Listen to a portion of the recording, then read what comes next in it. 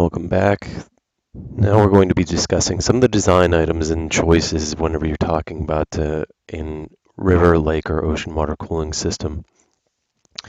What you can see here on the right is a screen, and this is based on what Cornell has been using at their lake source cooling project. Essentially, it has this bar that's in here, and that helps the screen go over top. Now, this screen is removable. So it can be recovered separately, and at the surface of the lake, there's a buoy, and that buoy has this small cable attached to it. You can fish that up, and basically, once you pull on it, it essentially pulls right off, and you can bring it to the surface. So, in order to maintain this inlet, you don't have to send in deep water divers or any other sort of craziness like that to maintain it.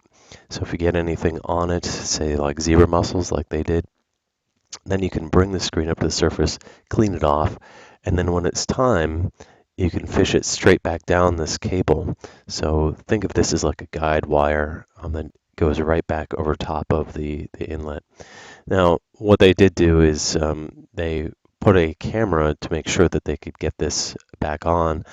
I think the camera stopped its functionality or was intermittent with its functionality, but that makes sure that the screen is on properly, that everything is fine, and it also lets them know when they should bring the screen up to the surface to take care of it. Originally, I believe they budgeted for about once a month for doing some maintenance of this screen, but they don't even need close to that. I want to say that they target twice a year, once at the beginning of the summer and once at the end of the summer. But it also helps keep all the fish out, keeps anything else out as well, so you don't have anything trying to explore into this pipe. And then the water flows at minimal head loss across this because the screen is so big and wide. You can see it's kind of like a flourish, or it's almost like a cauliflower if you want to think of that. And the water flows in between and around in order to get into the pipe. So all of that mussel growth that we talked about is the biggest problem. So zebra mussels are an invasive species, I believe there, and they are taking care of that by this system. They also have these other guide wires here and on the rest of the pipe, so they have these anchors, and these wires can be used to basically guide down or bring up the pipe. So if you have any problems with this 63-inch pipe here, you can recover the whole thing. And on top of that, this is meant to be recovered from the end. So the first, I believe it's half a mile even, they can recover this entire pipe along that entire length. So if they need to replace, put anything else, they can bring the whole thing up. And it's not a piece of plastic down here lost at the bottom of Cayuga Lake forever. They're very concerned about that as well. So the water again can flow in the top. The screen is also at the top as well. And now some of the other things that typically are done whenever you're doing filters or screens is the low flow velocity coupled with the filters and screens protects that sea life. Those two things together work wonders with keeping out sea life. The sea life can feel the pull, even the small pull, the small pressure difference of water going into a pipe, and they will swim away. So that low flow velocity makes sure that they can, even down into the pipe. And then the filters and screens keep out anything that might be big or something that might be slow. That might be a problem, not just for the sea life, but a problem for the pumps and the system itself. So on top of that, it allows for inspection and maintenance to be performed, eliminates the need for decompression diving. The polyethylene pipe was chosen for its flexibility, again, so that you can bring it to the upper surface. Oh, and it's the last 600 feet of pipe was lightly weighted to bring it to the surface. The intake structure was designed with buoyancy modules that could be air-filled to allow it to float to the surface, and the derrick barge or barge-mounted winch can be used for the intake recovery. Again, that's kind of in the emergency scenarios whenever we're talking about trying to get this pipe back to the surface. So the environmental impacts. So Cornell came under a lot of fire from environmental groups and different people that thought that this project is going to be harming the lake. Again, this is the first project in the United States, so they said, you know what, we're a university, you're right, we should be careful about this. So what they did is they had all those study points and they studied the lake ever since they opened. And here, what we can see is the 2011 report, but they started generating a report every year. And this is the 2011 report. They're measuring temperature, phosphorus concentrations here, turbidity, and chlorophyll A.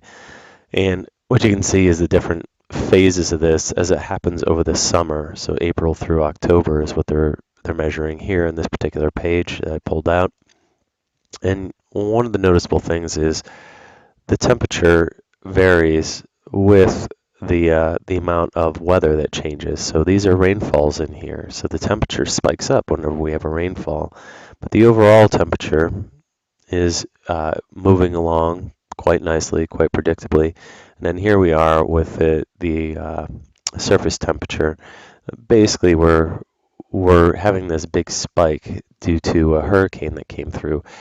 And all of these tributaries, basically everything that feeds into this lake, helps drive up those temperatures. So that's why you see this spike here, a few of these other spikes and nodes here. Now the phosphorus and the chlorophyll, pardon me, change a lot due to temperature, and that's where they had one of the opposing scientists was saying it's going to affect the lake adversely and profoundly. However, this was not the case. As you can see, it's nice and level and low.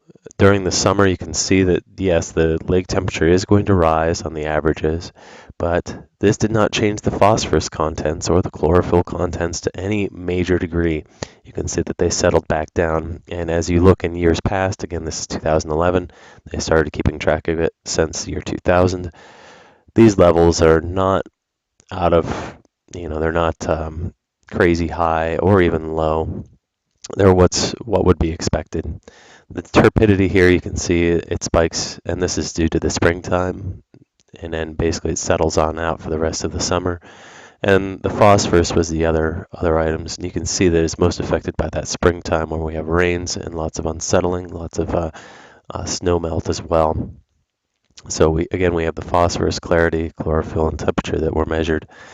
And then here with the phosphorus at Cornell, they decided to take a second look at this. And what they did is they did a chart of how much each affects the lake itself. So this chart from 0 to 100, based on each year, 2001, 2, 3, all the way up to 2011 for this particular report. And you can see that each of them has this color coding here. So it's given the LSC is that Lake Source Cooling Project. The CHWWTP, again, this is a wastewater treatment plant. This is also a wastewater treatment plant. And the tributaries are what happen naturally. In other words, this is what's flowing into the lake just because of runoff and everything else. So you can see the tributaries are over 50 here, and through the summer go back to over 50. But it's a wastewater treatment plant here. So that has the majority stake during the summer. And again, the next year as well, and you can see the lake source cooling is that dark strip. And as we march down, as Cornell essentially starts adding on more of the load to the lake source cooling project, you can see that it gains a little bit thicker line down here. So you can see that its biggest impact is here in the last couple of years, 2010, 2011, and that impact is still less than the tributaries, still less than the wastewater treatment plants that they have there. And you can see the wastewater treatment plants, instead of being so high of an impact, the values here also let them know that they're having a greater impact than maybe they should. And this study helped them essentially reduce what their impact was on the lake itself as well. So that's some of the impacts. Next, we'll be talking about the benefits.